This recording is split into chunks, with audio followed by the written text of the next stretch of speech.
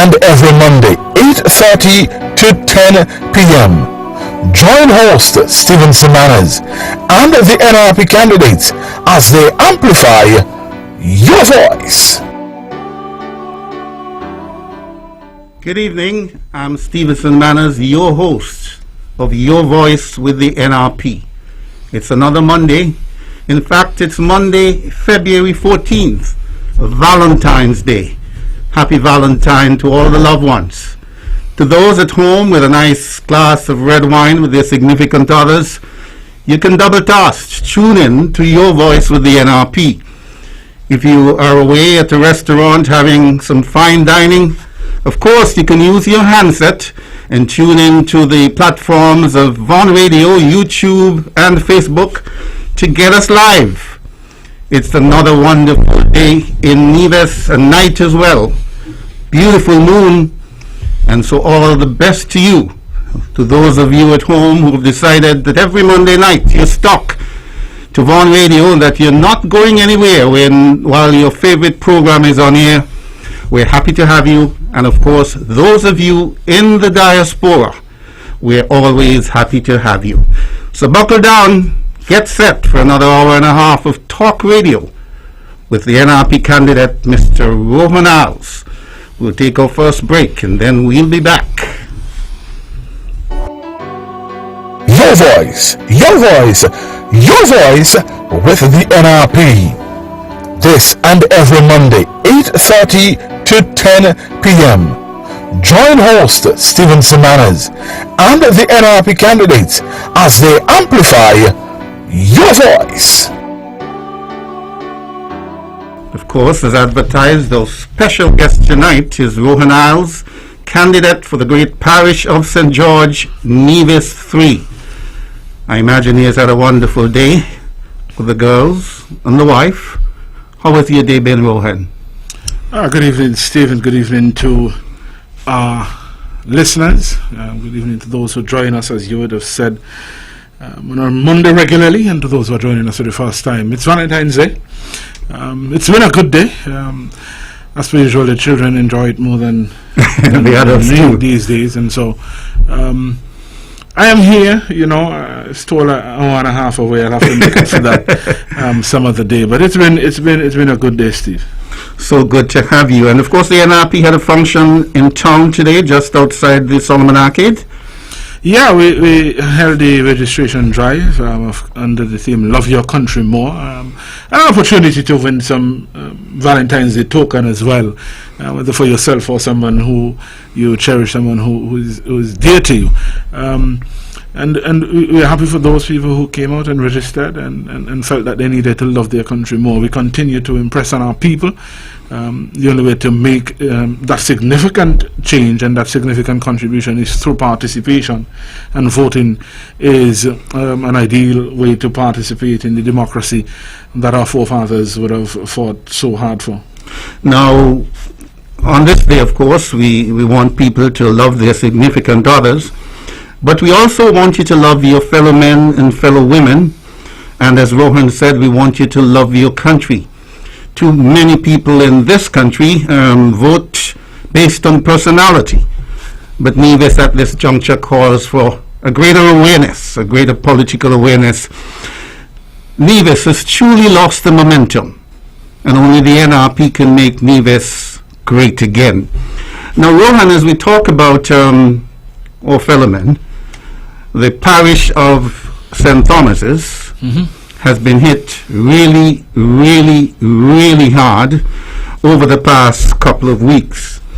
We could start at the older end of the spectrum. Of course, you had Winifred Parry, mother of 15 and mother to the entire Cotton Ground community. She was laid to rest on Thursday. Yeah. And then I think it was Sunday morning, we woke to the news that another stalwart in the community, Carlton Tyson, had passed away. Carlton Tyson was a revolutionary, a pioneer, because along with his older brother Desmond and the Pappy France in the 50s, 60s and 70s, he helped revolutionize the fishing industry, shipping conchs, fish, lobsters, crabs to neighboring islands like Puerto Rico, St. Martin and the ABC Islands, or rather the French Antilles, Guadeloupe and Martinique, because already those creatures were found to be delicacies, and so they made their way onto the hotel and restaurant tables. And of course, he became one of the first persons to open a quote-unquote fisheries complex on Nevis at the bottom of Jessop's Road, opening the famed Culturama Bar, when its early installation sold fish and fish products and conchs and that sort of thing. It has moved to a restaurant selling other things as well. So he has played a very pivotal role in that community. And then we go to the Pemberton boys, or I think the older brother went by the name of George Brown.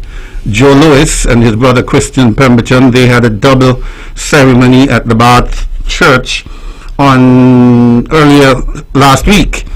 And of course, on the younger side of it, you had Chesley Pharaoh Davis and Mian Farrell, young, outstanding person in the St. Thomas's constituency.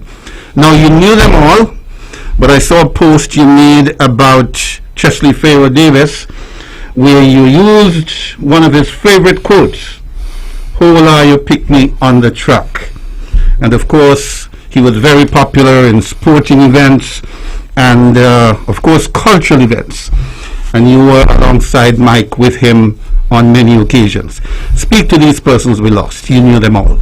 Well, you know, when you spoke about Tyson, and I sat and I listened and I said, how wonderful would it have been had the fisheries complex in Charlestown been around and he would have been able to see that. You're thinking the same way I've been thinking all day, because there would have been no more fitting person for that complex to be named in honor of. You know, and you talk about the exports to neighboring islands, and so much more could have been available to the people of Nevis had that complex come to fruition.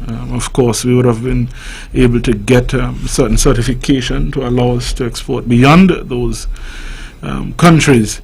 The good gentleman is relative to one of my cousins, Diana Brown.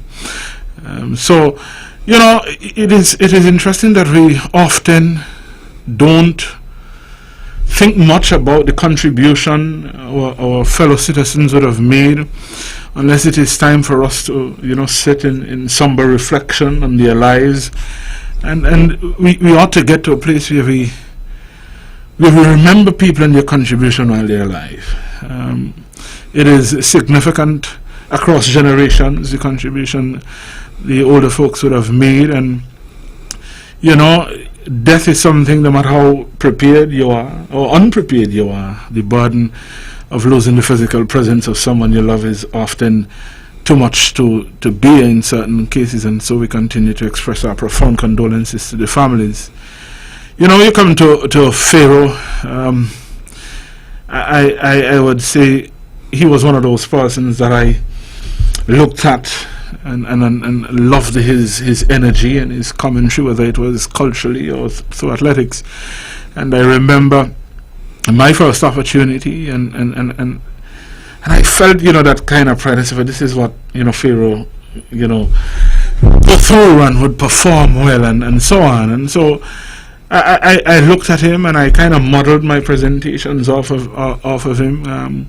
It was heartwarming for me to be able to commentate alongside him for the last 3 inter-primaries at the Mondo facility. Of course, I did live television commentary. He was live at the stadium, but it was something about a Pharaoh calling a race that just brought a different kind of energy and a different kind of vibe, and that brought sporting activity to life, and he will surely be missed. St. Thomas's primary school sports will not be the same ever again.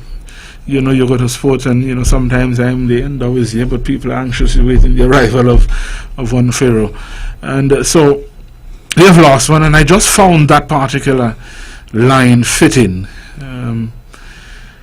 so instructive, even in the comedy, in how we were at sports, that energy that we had, and our children running up and down the place, and he was always jovial and always loving in his commentary, and that is something I loved about him. And so, St. Thomas is, as you say, over the past days, it was difficult to accept. I sat in a barbershop when the news came, and it really was difficult to process that he would have departed. Tammy and Nian, of course, for Ashley and Yvonne Farrell. I know Sheena well, and Dale Farrell, and we would have engaged in prayer over a few days for Nian, and I found remarkable one of the tributes. I think one of our co-workers would have written on Facebook. Corinthi Phipps, I think it was, yeah. That really spoke to the person that she was. And it is testament to the value divisions have played globally when we are able to impact on individuals like that.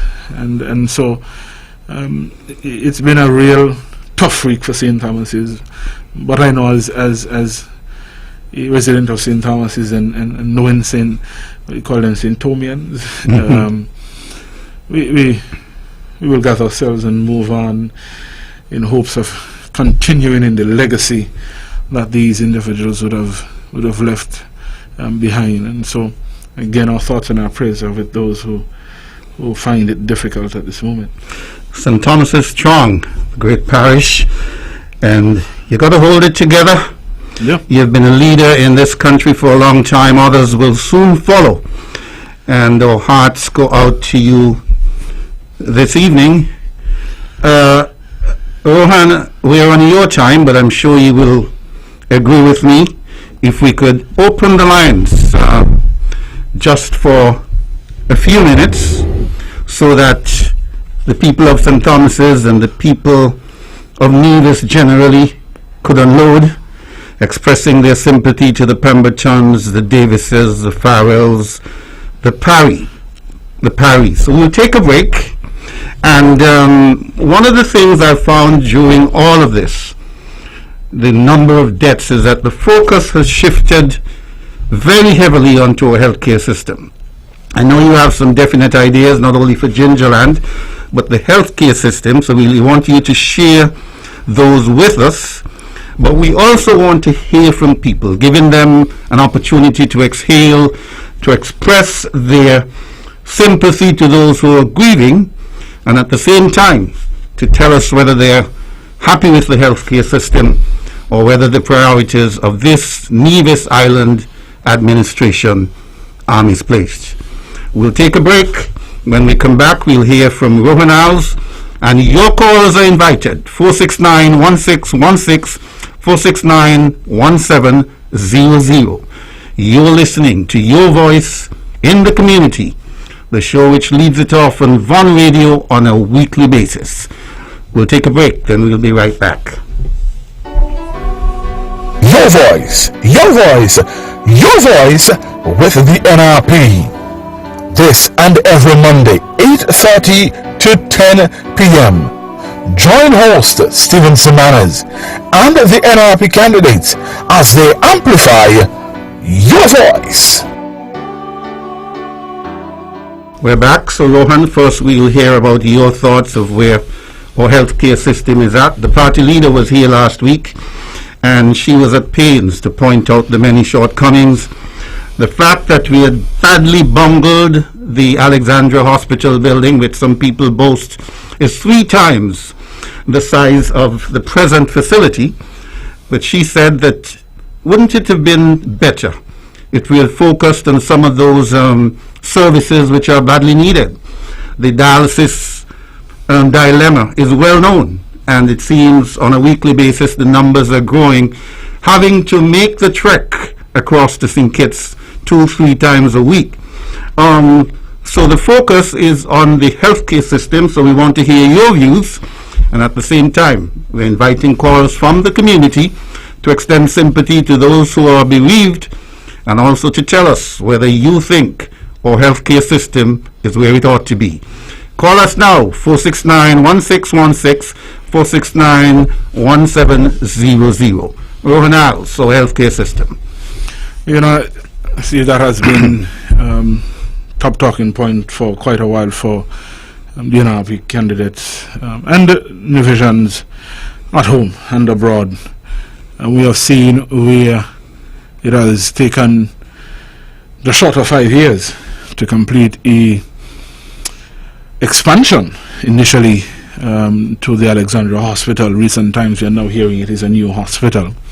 And I said earlier on that the time that it has taken doesn't meet basic construction criteria, if I may put it like that. Because if you're constructing a 500-room hotel, it's a hospital, general timing is 5 to 6 years. And that is from conception to opening the doors to provide the service. That is not the case here. And so the question must be asked, what is taking so long? And I think we understand what is taking so long. I think that because this present administration has refused wise counsel in terms of its design and what ought to have happened, this is why we are here now. $19 million, 24 months. That was the original plan. We are $19 million in, going on 5 years, and we still don't know when the hospital is going to be finished. I think in one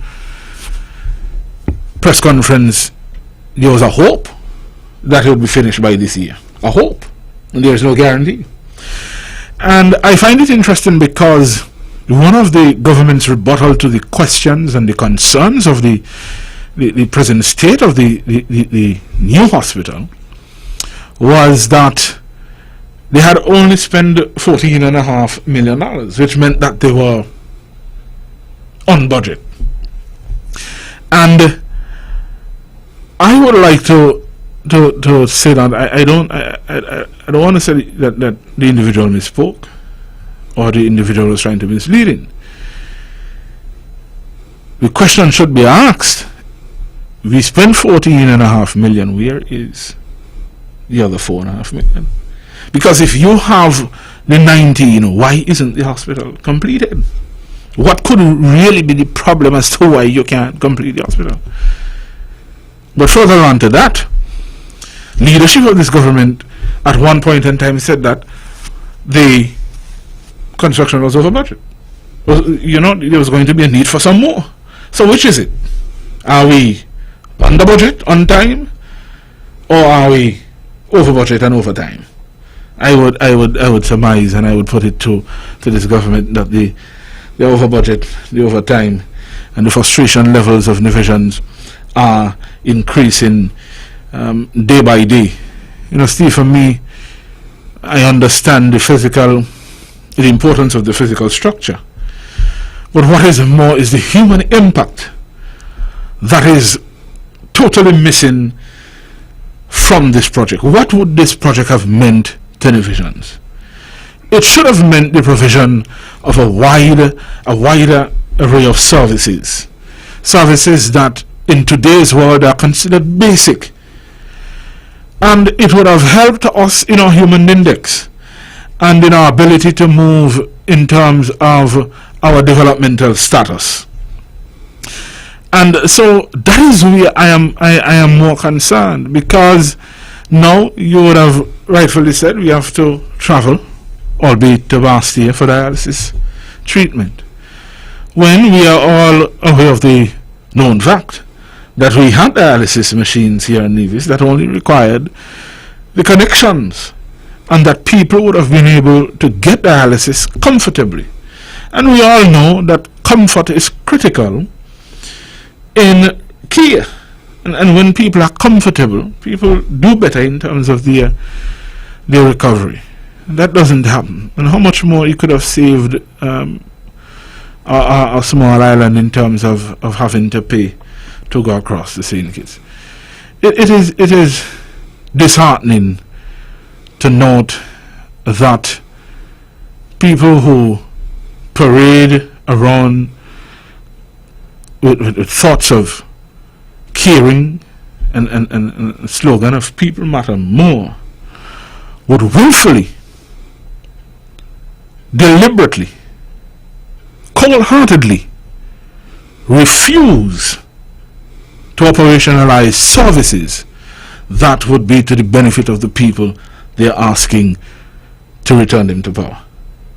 That just doesn't make much sense to me. MRI services, divisions would have been looking towards that. CT scans, improved in radiology services. Who knows, we may have been able to improve the pediatric wing and provide certain critical services for our young citizenry. We could have been in a position to look at health tourism. One of the things I recently discovered about dialysis is the importance of a cardiovascular surgeon. That seemingly is nowhere around in the Eastern Caribbean, and people have to travel whether to Trinidad or further afield. And had we had the physical structure and had those services, that is something we could have looked at as well. Nevis has long been known as a leader within the region. We did not get Queen of the Caribbean by mistake. And so, what human impact are we now facing? And God has been good to us in terms of how we were able to manage the COVID situation. But how much more individuals have suffered other ailments or developed or further developed ailments that they would not have been able to discover or to treat, because of course with the COVID-19 that takes precedence here, and so a lot of people would choose not to go to the hospital or go to the hospital and be discharged because for whatever reason. This was supposed to be, and I want to be clear that nobody is knocking the construction of a hospital. It is critical to the development of Nevis. But $19 million isn't a dollar. And to spend $19 million and not complete the hospital, it is akin to signing people's, I don't even want to go there. But we should not just look at, we are going to construct a hospital, but what were the services? And that has been lacking too, because we don't have a total picture of what level of service were going to be provided to the people of Nevis. I mean, we have heard so many things in regard to healthcare in Nevis. Of course, when the leadership refused to set up the 2 dialysis machines, we told we were going to get 4 and a cadre of nurses from down South America. That never happened. And people must take time and recognize that the investment that was supposed to be made was not just our money, so to speak. It was not just an investment in the physical health system, but it was an investment in the human side of it. And we were supposed to be able to say, since 2019, boy, I feel a little bit more comfortable now. Should anything happen, I can go get myself an MRI here in Nevis. I can get a CAT scan. I can do some oncology for those people who would need that service. There's improved radiology now, and these are the things people would have been looking forward to. More than that, Stephen, and a lot of people focus on the Alexandria Hospital, is that our healthcare system, in my opinion, is too small. The high concentration of work that goes on at the Alexandria Hospital can be spread out to community health centers, and we need to get to that point.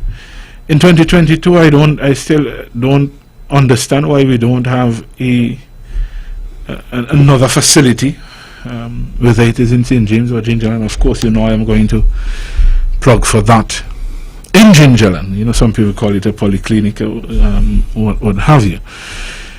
And that is very important in this day and age. I mean, we're looking at development, and with development, a lot of things can possibly happen, and we have got to prepare ourselves for the expansion of our island. Many people would say that population is too small, and so those are parts and parcel of the things. You want a growing population, but you can't have a growing population if you're not thinking about providing or expanding the healthcare services. And so a medical facility in Gingerland would be an ideal investment for the people of Nevis. I go to Gingerland, and almost on a regular season, you live there, so you can be me out. There is the cry of an ambulance to and fro. And response time for ambulance is critical, and on average, and I said this before, the area in which the ambulances are covering is entirely too big. You're asking 2 ambulances to cover all of Nevis from Charlestown. In 2022, that can't make a lot of sense. And so we've got to look at placing our resources in strategic position, because human life is important, and we want to be able to respond in a timely manner. On average, it should take less than 15 minutes to get to the scene that you are called to. That is not going to happen if the ambulance is going to travel from Charlestown to Gingerland. And so medical facility that is going to provide ease of the burden on Alexandria, is going to provide improved response by the medical services. And of course, it's just a holdover area. You get your initial treatment, and then you can move on to Alexandria Hospital. We ought not to wait until something happens, and then we have to say, but if there was so and so, then so and so wouldn't happen. Hold your thought there, Rowan Isles. Our special guest on tonight's Your Voice with the NRP is Mr. Rowan Isles, candidate for St. George's Nevis 3.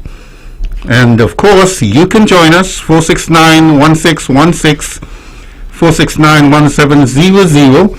We're at the top of the hour. We're going to take a break, but we're going to ask our engineer to play us clip 1 of the song by Miss Independent, People Matter More. She thinks that is an outdated slogan. And after that, we're going to come back, and we're going to hear more about the plans for St. George's, Gingerland, Nevis 3. Your voice, your voice, your voice with the NRP.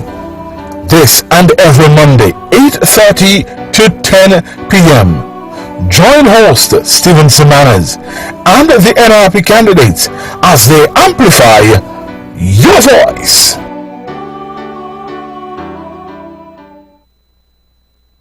Problem there, so we've come right back, and of course we're going to throw the focus on St. George's, Gingerland.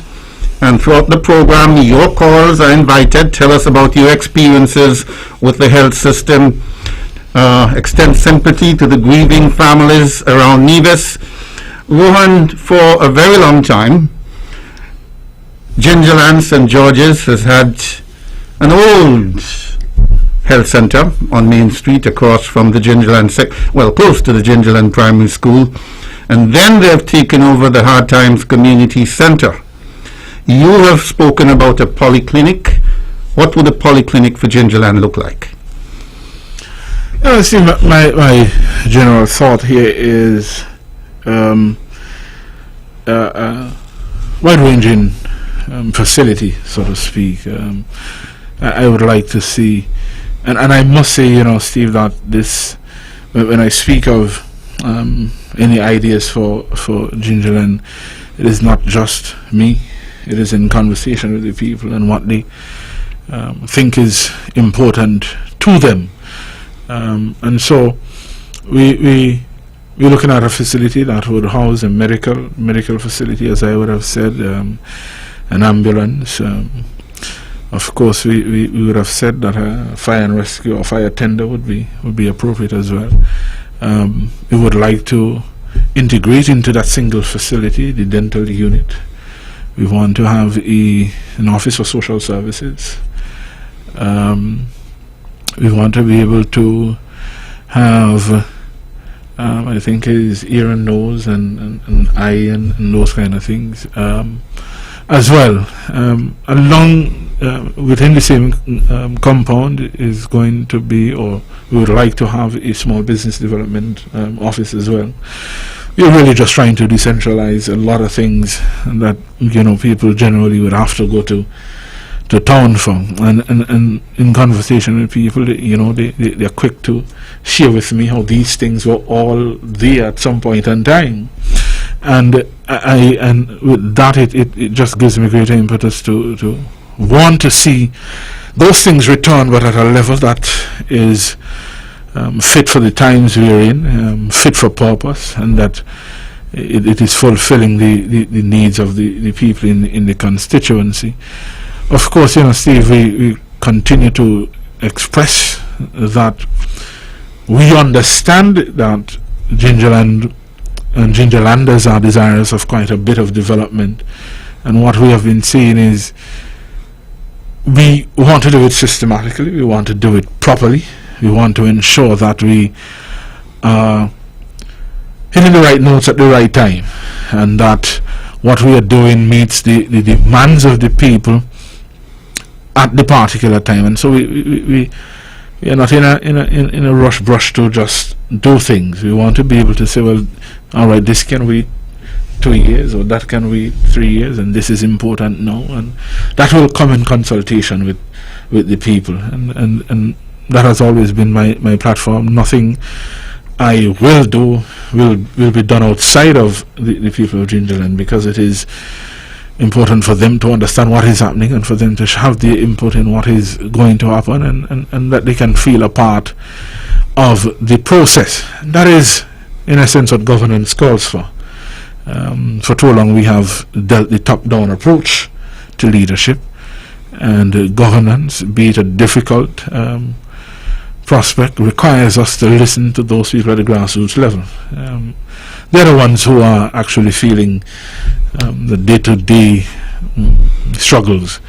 That is part of why we continue to say we want what we do to be fit for purpose. We want to be able for programs to meet people where they are. What are their challenges, and how do we institute plans and policies that are going to help to remedy those challenges? How do we create opportunities? And when we talk about opportunities, how do we create opportunities in housing? How do we create opportunities in employment? How do we create opportunities in healthcare?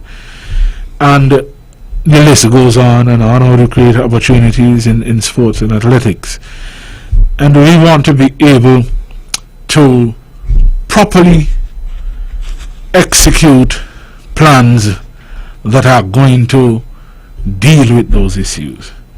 And so at the end of the day, and at the end of the 5 years, we can say, well, when we began, there was X problem in terms of job opportunities, and we were able, because we listened to the constituents and we properly managed our resources and managed the expectations of the people, that we were able to provide X, Y, Z. I always believe that if you're serving people, you ought to leave them better than you met them. And so if we met you at 1, when we are done, you should be able to be at 2 and be able to climb going upwards. And so we have heard the cries. A lot have been remarkably, some of the stories we get are not just 10 years, as they go back 30 plus years, and you feel every word that they share. You get that emotion, and you understand in some cases the suffering people would have gone through, and the reasons why they believe what they believe. But Gingerlanders constantly reminded that they're not looking for handouts, they're looking for opportunities, and the task here is providing opportunities, and there are a number of things we believe we can do that can provide those opportunities to alleviate poverty, to increase employment, to increase the housing option, and to, in a sense, as it were, as I continue to say, to rebrand Gingerland as that new town. I've said before, and I'll say it again, that Nevis's next phase of prosperity must go through Gingerland. It is, in a sense, right now, a blank sheet. I guess that is the silver lining on the dark cloud, that it presents a golden opportunity for proper development. And so we want to come with a developmental agenda that suits Nevis 3, that puts Nevis 3 in a prime position where its residents can live, work, and play again in Gingerland, as I am constantly, as I said, reminded, that there was once a bank there and a post office, and so we continue to the public market as well. So it is in a sense modernizing what was, and to return that pride and that sense of purpose to Gingerland. One of the things that is important, and I have not had a dissenting word in this regard when we speak to the residents, is that no matter what development criteria you use, Gingerland is behind. And so we really want to get Gingerland on par, back on track. And I tease my colleagues quite a bit that my intention is not to just get on par, but is to go beyond what the other constituencies already have. And so, we, as I said, we continue to engage the people.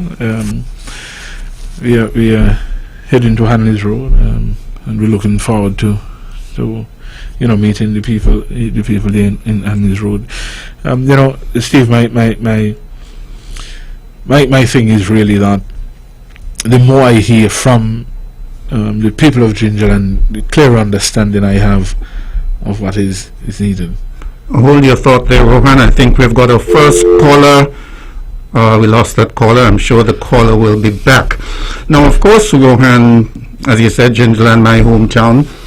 At one time, the veritable. The caller is back. Good evening, caller. You're on Your Voice with the NRP. Good evening. Good night, Mr. Manners. Hi, good night. And happy Valentine's to you and yours. Yeah, thank you very much. And good night, Mr. Isles. Good night. Good night. Let me say Happy New Year to you first. Thank you. Same to you.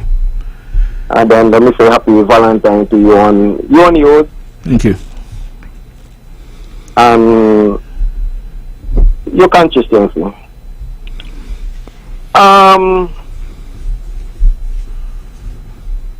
Well, Mr. Manners, he asked the people of your constituency to call in and give them condolence, support and so. Well, me up on the ground. Yeah. Right? But me notice no caller come in. And we decide to make one little input. We appreciate that.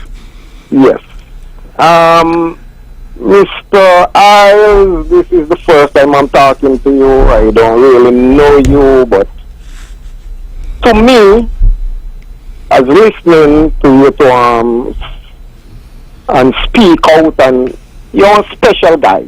You know that? Thank you, I appreciate that. Yes. Yes. I don't mean none of you, right? May I go introduce you now and make a special with your consciousness tonight.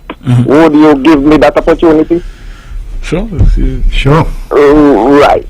Okay. Let me go a little length, but make a short name.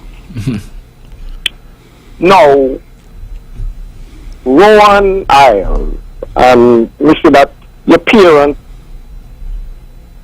we done see something in the future, probably that they never tell you. that you're rowing on to the aisles of your consciousness. It's a poet, man. That sound good? Yeah, you sound poetic. Okay. Well, more speciality about you.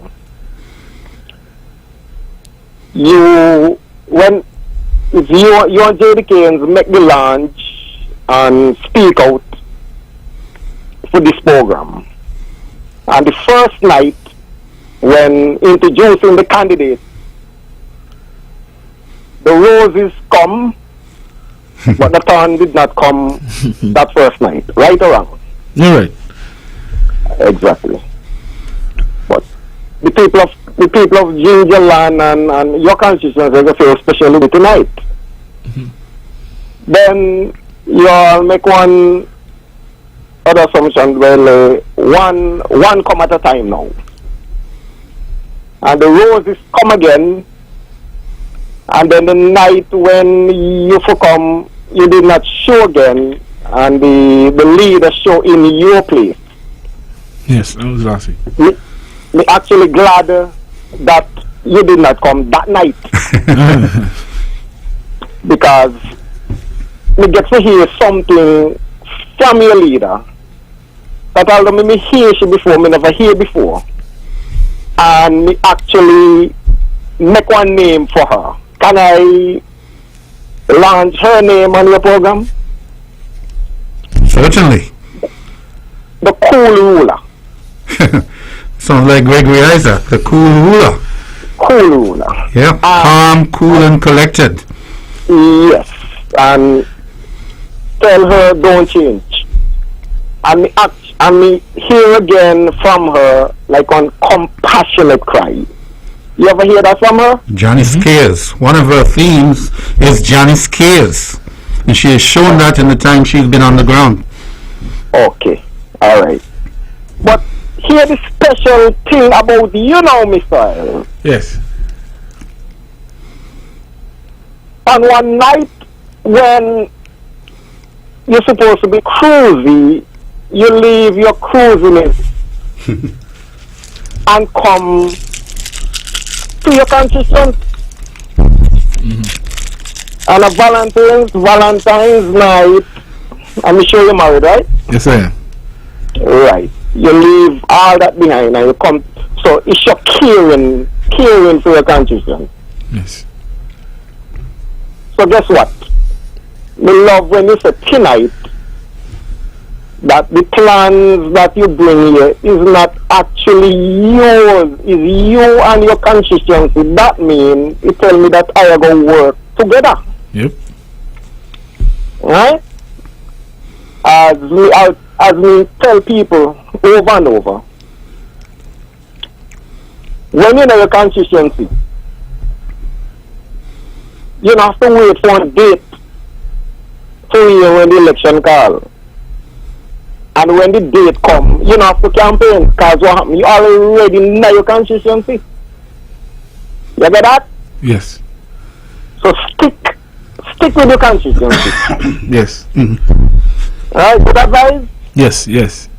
Be with them, listen, because let me tell you something. When you come on politicians, me notice a lot of politicians around the place.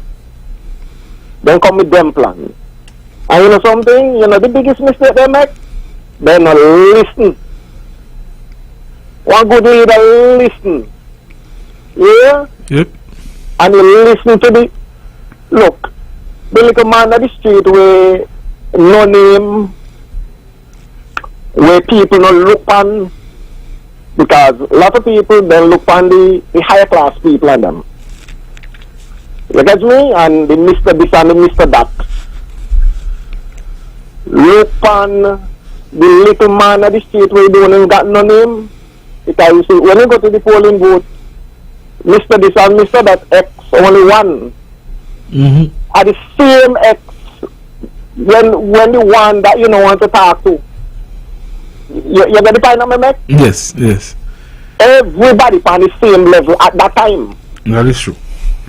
You get that? Yeah. So, working in consistency. And like one night like tonight, you wouldn't mind the roses come and even say Happy Valentine's Day in Constitution. Would you mind that? Oh no. No, my colleagues right. as well. So me want to hear all the roses voice and your night. Okay then. Thank you very much, Montserrat. The other candidates, party leader Janice Daniel Hodge, Cleone Stapleton Simmons, the Honorable Cleone Stapleton Simmons, J.D. Keynes, and of course Patricia Bartlett, Dr. Patricia Bartlett. Montserrat says he would like to hear your voice wishing the nation Happy Valentine's Day, so that the thorn in Rowan Isles could be among the roses. Feel free, candidates, to give us a call.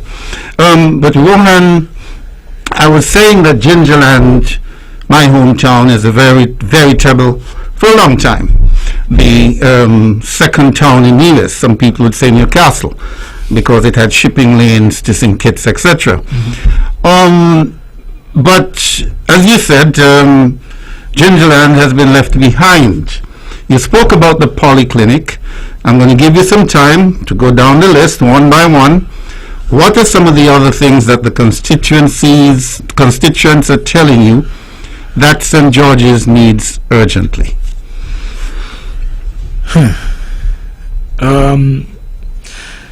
So let's go to what? They start with the young people. They're asking for opportunities. And the opportunities, sometimes we say, well, the opportunities for employment, and they're saying no.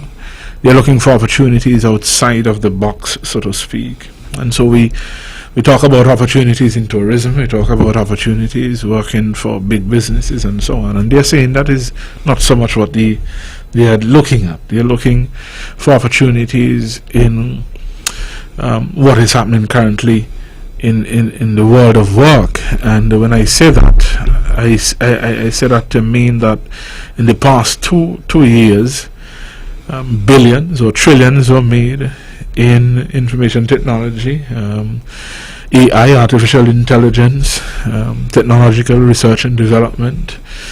That is where they are looking at the moment. And I remember saying to my colleague JD at one time, the vocational training is good, and I understand why we are investing in that, but it almost always seems as if we are trying to play catch up with our investments. In terms of, if you go to other places, they would have had vocational institutes for a number of years, and they're looking now to move on to something else. And we've had a wonderful partnership, 30 plus years, with the government and people of the Republic of China and Taiwan. And one of the things that I would posit and I would like to share with young people is an opportunity to get involved in that particular space. And I'm sure that if we were to properly engage the government and people of Taiwan, that we can have that opportunity to have that institute, that kind of institute, that our young people can get into research, development, and creating of those kind of things, app creation and so on, because that is where they are leaning. Not to say that all of them are, but when you speak to them, a majority of them are leaning that way. And so there's a number of things that we have on Nevis that are either international or regional, and there is really nothing except the opportunity that is stopping us from having that with some local flavor. I mean, we have Caribbeans, not knocking Caribbeans, but why can't we have a Navy Seeds, if you understand what I'm saying? And it is the opportunity to create those kind of platforms that allow young people to expand. One of the things that was big during the height of the pandemic was online, the online market, being able to shop for groceries and all those other things online, and people stayed home and made millions. And they were able to do that because they were exposed via opportunities on how to cash in on that particular market. And that is what I want to happen for Gingerland, and by extension the island of Nevis. When you go to Rollins, that we have been in Rollins recently, they will tell you that They need Rocky Road, as they would call it, and Pothole Central. Rocky Road is the one that comes up behind the cornmill, and Pothole Central is the one that is adjacent to the right. And they're very vocal about that, and their concern has been so many other parishes has had road development done, and they're seemingly they're trying to understand why in their instance that can't happen. We're not particularly pleased. Of course, Rocky Road is a concrete road, and again, I speak from their perspective. They want the asphalt topping. There was one gentleman who said to me, you need to make Pothole Central a campaign issue, and should I do that, he'll consider giving me his vote. So and as I said, it's from them. In Hanley's Road earlier on, we met, we took the opportunity to go around to small shop owners, and very instructive. We had a few small business owners, people who sell food, and there were some others who were not in the business, but they shared the view that the David Friedman Center of Excellence was sitting idle, and that wouldn't it have been wonderful if they were afforded the opportunity during the pandemic, those days when people could move about, to be able to occupy stalls there, and that would grant them a little bit more sale, because they were now on the main road and in a more central area. And so that is another thing that came up from them. In Taylor's pasture, I think. Taylor's pasture. There was concern about the road as well. We walked that road, and it reminded me of Barnesgott, that two-strip road. And walking it, you could clearly see why they would want it remedied. And there was one particular family who would feel the brunt of rainfall. The water would traverse through her backyard, and that wouldn't be pleasant for her. When we visited there were no lights on the street. We were able to make some connections, and within 2 days the entire road network there, Taylor's pasture and the connecting road from the Methodist church, was lit.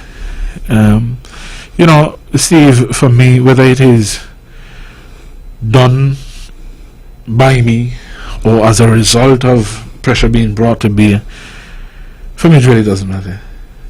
For me, ultimately, it is, once the constituents are benefiting from whatever is being done, and it is being done properly, then that is fine by me. There is the public market that has... Well, let's hold it there for a while, because I wanted to make a comment about the first point you made about employment outside of the box for young people. And that's not just St. George's, right, but throughout Nevis. I made the point here last week, and probably made it before, that on December 20th, the day after the Malcolm Gishard Park opened, I went down to the Malcolm Gishard Park, and was overly impressed with about a dozen or so sixth form students who were actually telling me about products made in Taiwan. I was overly impressed. And I've said since then, and I don't know if they worked on Sunday, when there was another event there, the premiere of A Week in Paradise, but those children deserve a lot more. right. They're bright, they're eagle-eyed, and they're looking for something special. Taiwan has only 13 allies in this part of the world. Here, Latin America, they've been dwindling. And I don't think that after 39 years of diplomatic relations, that all we should have is an Echo Park or a Malcolm Gishard Park or an agricultural station. Taiwan is one of the Asian tigers. Yep. fast-growing economy, and they've got so much to offer. I personally think, and I'm tonight encouraging the parents of these children to lobby the government of Nevis, the Premier and Minister of Foreign Affairs, that these dozen children be afforded an opportunity to travel to Taiwan. I've been there. They have some wonderful parks, bigger, some of them akin to what we have. So they would be given an opportunity to tour some of the facilities there. But beyond that, begin to learn some of the technology. Get some of that technology transfer which can be brought to Nevis, so that Nevisian young people are not looking just for the ordinary jobs. And so I think that over this Easter, or in the summer at the latest, that a team of those 12 volunteers should be assembled, sent to Taiwan under the directorship of John Hanley, who oversaw that project, so they could begin to see things from a different perspective. On St. Kitts at the end of this month, John L. Powell and Lindsay Grant are taking a number of students to Dubai. They've been there during the cricket, of course, and when there was the exhibition, the St. Kitts Nevis exhibition there. And they're now taking students back. There can be no reason, and I know the Taiwanese, I've been there at their expense. They would be prepared, I am almost certain, if the Premier reaches out to them and said, listen, these wonderful volunteers are some of the youngest and brightest among us, and we would like to send them to Taiwan for a 1-week vacation, well, an educational trip, or 2 weeks. The Premier likes to say that diplomacy matters. I absolutely would like to see that happen, where something can be done for these young people who are anxious to learn new technology, and prepared to go down different avenues and maybe starting their own businesses in the future. What an eye-opener that will be. I can guarantee that. An opportunity to see firsthand exactly what they were trying to sell you. And I second your motion, and I second your call for that to happen. And that is what they have been asking for, opportunities. And it is for us to look at things a little differently. I find we are almost rote in how we deal. Everything is just as it has been, and we really need to get outside of the norm. Our children are exposed to far-ranging things via the internet and the World Wide Web, and as we say, they come out technologically savvy. My son at age 1 could properly maneuver my phone, and now he's practically a genius on his tablet. I say that to say that if we don't begin to widen how we provide opportunities for our young people, we're really going to lose a generation of skilled young people, naturally that is, and that opportunity to grant the economy of Nevis some leeway in terms of diversification, and to add some more to the pot. I mean, see, when you look at it, we should have been at the place in our development now where we were solidifying our tourism product and looking to complement that with other things. And so that base, that strong tourism base now, has all these branches: health tourism, sports tourism, tourism in technology.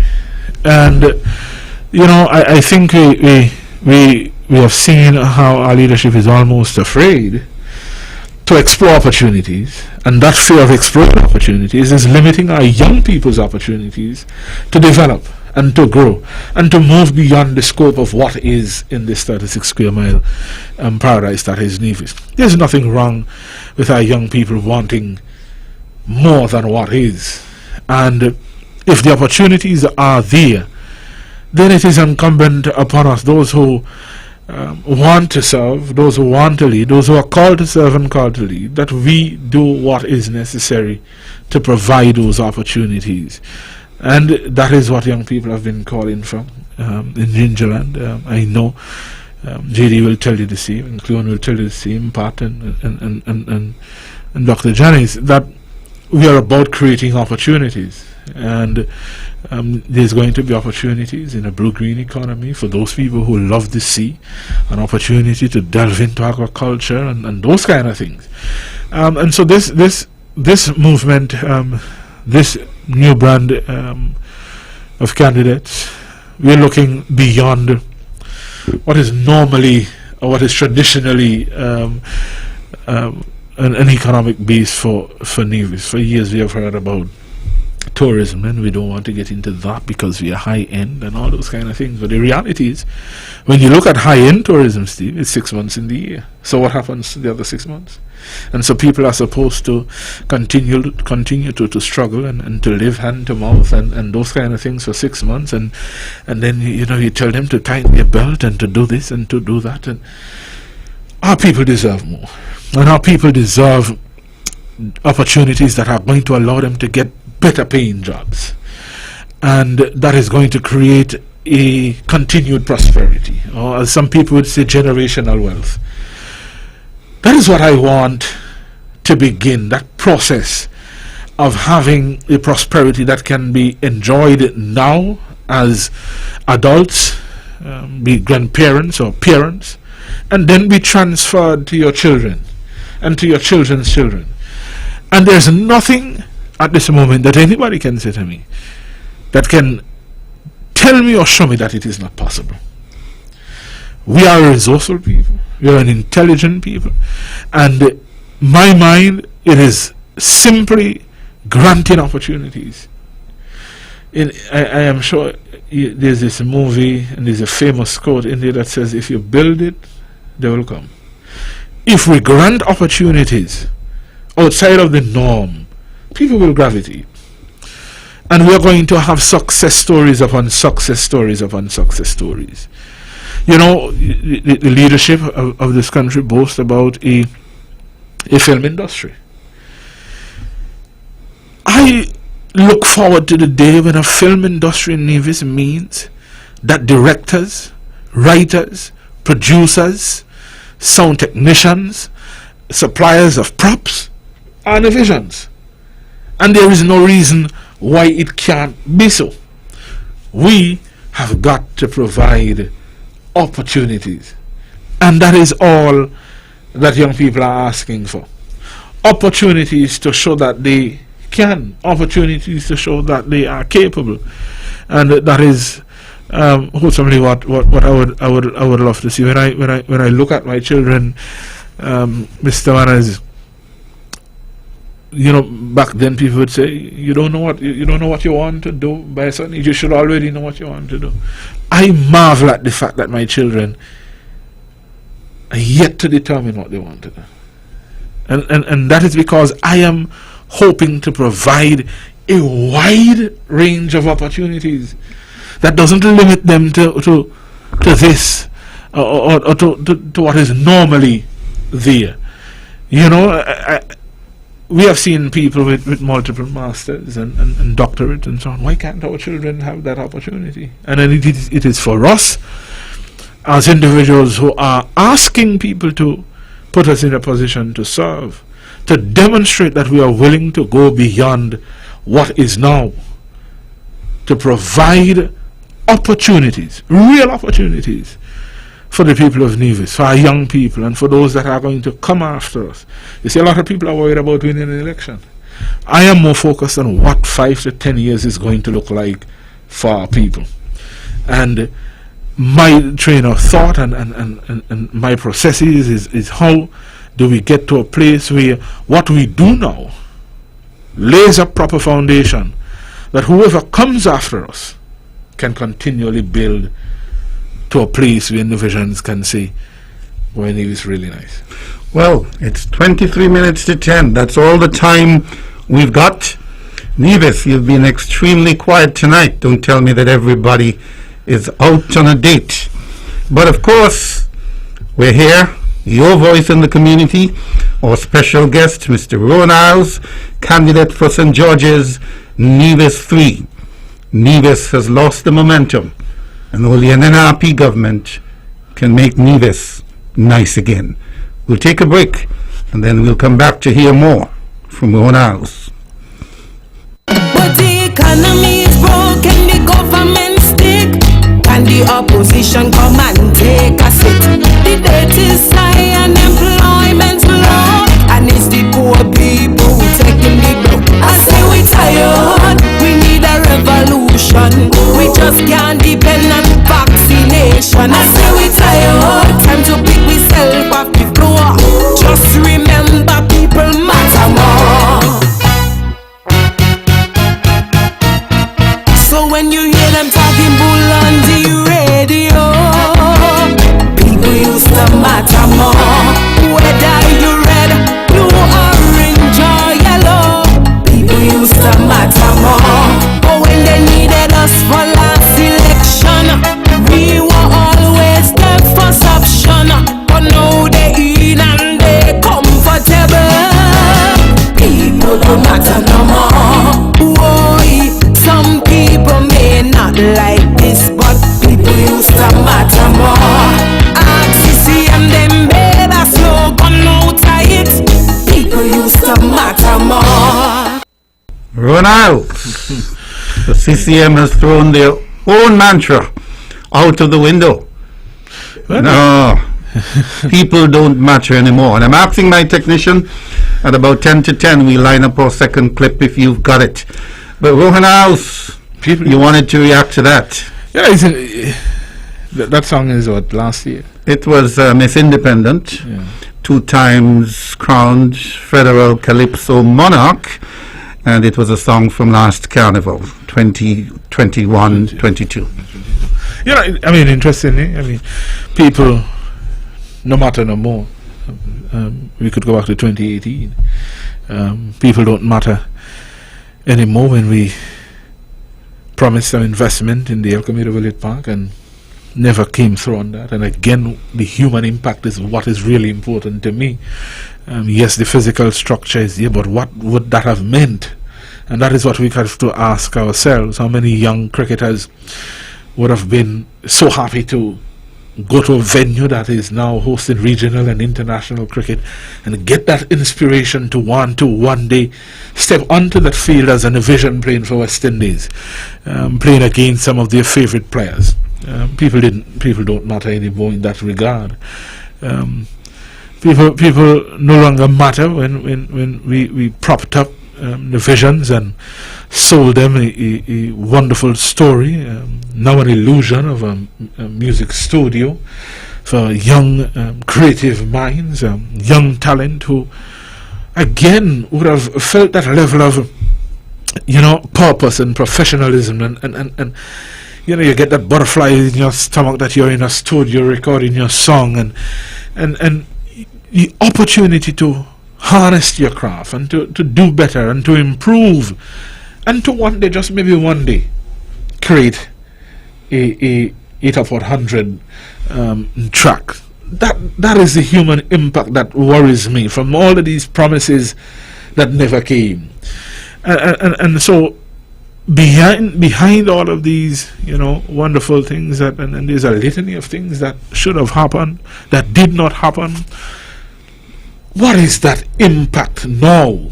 How many young people have we lost in the period 2017 or 2013 to now who, had those things come to fruition, would have had the opportunity, and I keep going back to that, the opportunity to better themselves? And that didn't happen. And what is even more disheartening is that you don't do the physical in terms of the ETOD part, but you don't create a program either. There was a plan, there was a promised program there, and that never came. That never came as well. The list of hotels that seem to come today and just magically vanish tomorrow, what impact would that have had for the struggling single-parent home in Gingerland who crave employment? What would that have meant for families, 5 and 6, and nobody has a job. That is what is concerning to me, the impact of not delivering on the promise that you would have made. And we are seeing it. We are seeing it real time. As I said, we continue to see people living, as they say, hand to mouth and month to month. And Steve, I know, and I guess that is what puts me in this position to just listen and connect with people and understand where they're coming from. I know what it is like to, go to the supermarket and you wonder on a good day, is the prices going to meet my budget? I know what it's like to stand next to the cashier and hope that whatever you're ringing up is, going to be under what you have, or then you have now to decide which item you're going to put back in the basket because you can't come up with all of that. I understand the human struggles that our people are facing, whether it is in Gingerland, whether it is in Butlers, whether it is in Charlestown, it is in St. Thomas's. I understand that. I understand because, and I've said it because I said it before and I'll say it again, because my truth has granted me the opportunity to be in a position to empathize with people. I've had days, and I said this before, one of my friends found it funny. It wasn't really that funny. Where water was more than anything else in my fridge. I understand those kind of struggles, and I understand the struggles single mothers have in determining which bill must be sacrificed or cut short today so that XYZ can happen to make that that payment on school fees, or to make that payment on lunch fees, or there's a school function coming up in 2 days and they're going to need the $10. I understand all of that frustration, and it is because I understand and genuinely do that I am so much wanting to get in a position to place my creativity and my love and visions at work, and to let people see that there are better ways and there are better days ahead and better opportunities. And my little training that I've had has demonstrated the power of service. And the power of service adds value to our lives. And sometimes we think that, the little things we do really don't matter. And one of the problems we've had in going house to house is that we don't get through a lot of people on days, and sometimes my team would be like, we need to move. But I place value on granting people the opportunity to speak. I want to hear, and people are willing to share, and people want to share, because listening gives value to those who share. Genuinely key. And that is why, Steve, I can remember 99.9% of the conversations I would have had on the campaign trail. And it is from that place of understanding, that place of empathizing, and that place of knowing that people's difficulties are real. They're not just saying it because you're trying to draw attention or trying to make somebody look bad, and so to speak. But the challenges are true. They are real, and I just hope that before the pandemic, that this government would have done more for our people. There are so many avenues that we could have taken in terms of creating employment. There were so many opportunities that the NRP before that left that would have granted opportunities for economic growth, opportunities for prosperity, opportunities for employment. It just didn't happen, and I it almost as if there was an anti-NRP agenda rather than a developmental and economic agenda for Nevis, and so government was preoccupied with not fulfilling or not continuing what was there, as opposed to how do we move Nevis to the next level. And so that our people can really have some level of prosperity. And so, we continue to be hopeful, Steve, that our message will resonate with the constituents, and that they would see that my hope for them is attached to my hope for myself and my family, and that is genuinely where it comes from. And that when I look at my children, and desire something better for them, it is the same desire for their children. And that when I speak and when I listen, that it is a place, it is in a place that is honest. Yeah, that's the word. That is honest in its action and its reflection. And sometimes you listen and you really can't help. But you know what it means to just be present and aware, and let people vent, and let people share what their concerns are. And so I will continue to go through Gingerland, and I will continue to listen. And at the end of the day, I will make my case as to why the next phase of Nevis's development, prosperity, goes through Gingerland, and why Gingerland is ripe, why Gingerland is well placed, why Gingerland is poised for great things. And that we understand in Gingerland, I said this and I'll say it again, that all of those things that you desire will not come in 5 years, they will not come in 10 years, because our plans and our policies must be fit for purpose, and it must meet the demands of our constituents. I know that there is a cry for housing, Mr. Manners, but we want to provide options to our people in housing. We want to get away from this one glove fit all that we are seeing presently. We know for a fact that for some people they'll never own a home, but that doesn't mean they can't live in comfort, and that as a government we can provide an opportunity for that to happen. We know for some people that they really they're not desirous of the big houses and the big yards. They're just looking for comfortable housing spaces. That is an option we want to provide. We recognize that the cost of building houses through government facilities that should be affordable really isn't, and that they're not meeting the economic purse of our people.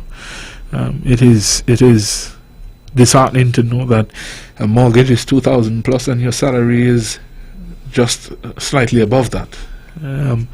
We have to provide better opportunities. And how do we do that? We look at construction methods. I have said before and I'll say it again, the hurricanes of 2017, Maria and Irma, has demonstrated worldwide and across the region that we can build strong houses without that burdensome labor cost. And those are some of the avenues we ought to look at to ensure that our people are getting best for their buck under the circumstances in which we exist now. And so we have heard those cries in Gingerland as well. We have heard that Gingerlanders want to be able to pay bills in Gingerland. And so that is something we have placed in our 5 pillars for development. We see where we can grant an opportunity for you to pay your water bill, your light bill, your flow, your NEVLIC, whichever bill you have, and to do that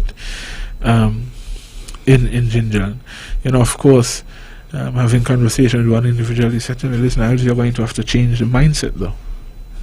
For a long time, Gingerlanders have been accustomed to traveling to town to execute business. And so, but he believed, as well as I said, if you build it, they would come, because if you're doing it in Gingerland, then it means neighboring villages across the way in St. James's can also benefit from that as well.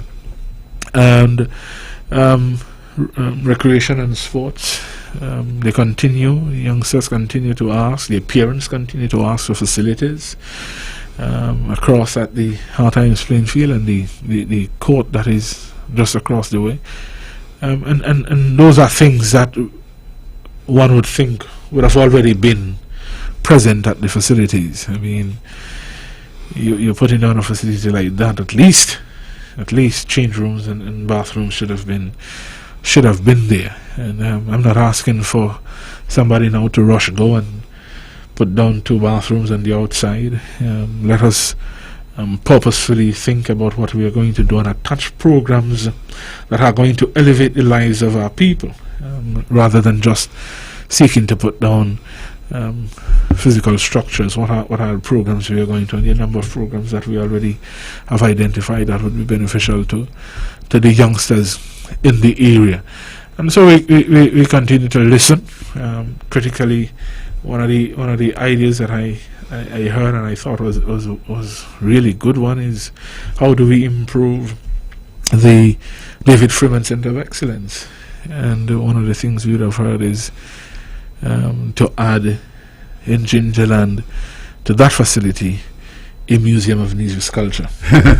Excellent point. Now, 8 minutes to 10, that's all the time we've got. But a beautiful point made to you by the people of Hanley's Road, that during the pandemic period, when people were struggling individually at different locations in Hanley's Road, they could have moved to a central location, because Market Shop has always been a hub for Gingerland. Right. And God knows my friend Antonio Abernathy Libert has worked really hard. Yes. But opened in, I think, October 2019. That place has been shuttered for the better part of 2 years, going on 3 years, partly because of the pandemic. But creative thinking, as suggested to you by the people of Hanley's Road, they could have moved to a central location. And as I said, it has long been a hub, and of course we know that you've got plans for the market. I want to ask you, how do you see that general area? And you'll do that in your wrap-up, because we're just about 6 minutes to go. But if it's possible, we'll ask our technician to play us clip 2 of People Matter More. And then when we come back, we'll hear from Ron Isles about how he sees the hub of Gingerland, Market Shop, and a time to share any other things you might want to share with prospective voters. We'll take a break and listen to Miss Independent. People no matter no more. I say we tired, Max say keep the momentum. Oh, Mr. Premier, where we get the energy from. I say we tired, time to protect the poor. Just remember, people matter more.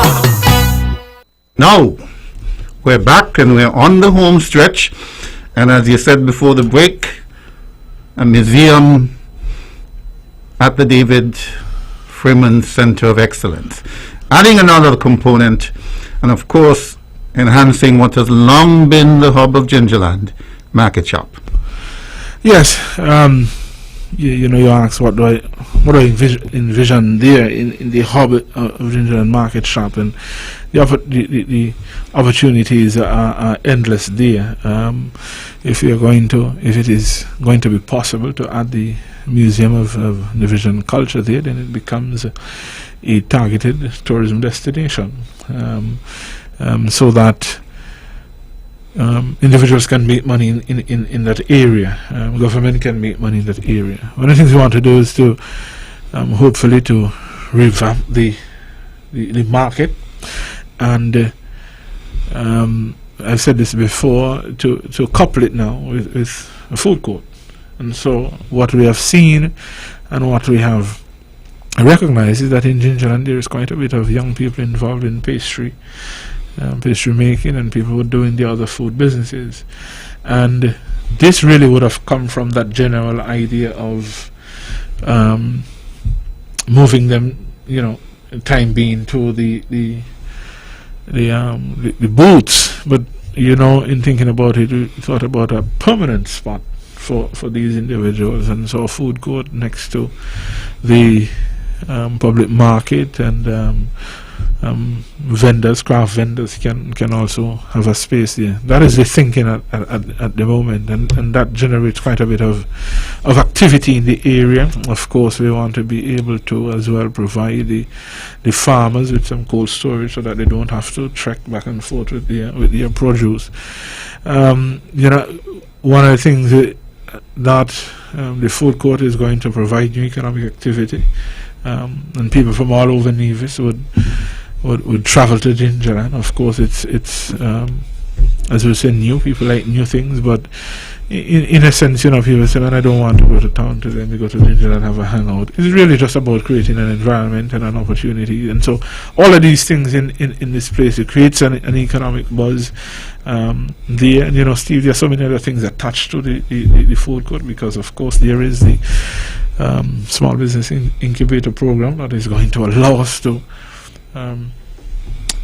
provide young business people with opportunities to succeed, and so in the further we continue to share those and to express, flesh out those a little bit more. But those are, as I said, when I speak from a point where I have heard, I have listened, and I'm sharing. And so we understand Market Shop has quite a bit of history.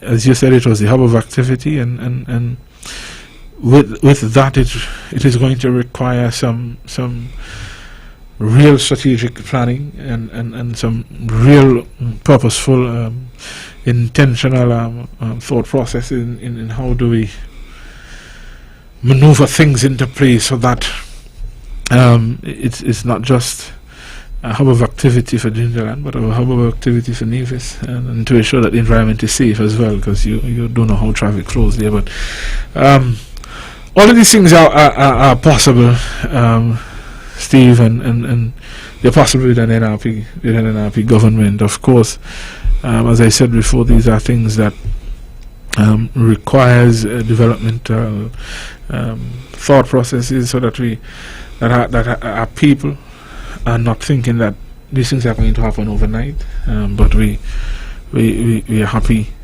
to have that conversation when the time comes. Stephen, thank you for having me, and thank the wonderful people of Nevis 3 for opening their houses and their hearts and their minds to Candidate Isles as I continue to walk the parish of St. George, and I look forward to meeting many more people during the days and the weeks to come. Our special guest tonight on Your Voice with the NRP has been Ron Isles, candidate for St. George's Gingerland in Nevis 3. The man who left his family at home on Valentine night to come to share his ideas for a new prosperity with you. Nevisians, we know you have been extremely quiet. It's Valentine's night. We'll grant you that. You had other things to do tonight, but there was one ear on the radio. Nevis has lost its momentum under the CCM. Only an NRP government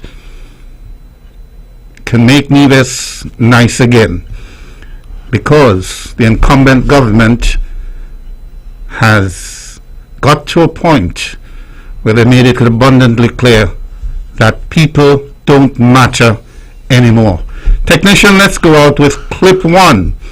People no matter no more. Thank you for joining us, and we'll definitely be back here next Monday night. But the economy is broken, the government stick. Can the opposition come and take a seat? The debt is high and employment's low, and it's the poor people who taking the blow. I say we tired, we need a revolution. We just can't depend on vaccination. I say we tired, time to pick myself off the floor. Just remember, people matter more. So when you hear them talking bull on the radio, people used to matter more. Whether you red, blue, orange or yellow, people used to matter more. But when they needed us for last election, we were always the first option. But now they in and they comfortable.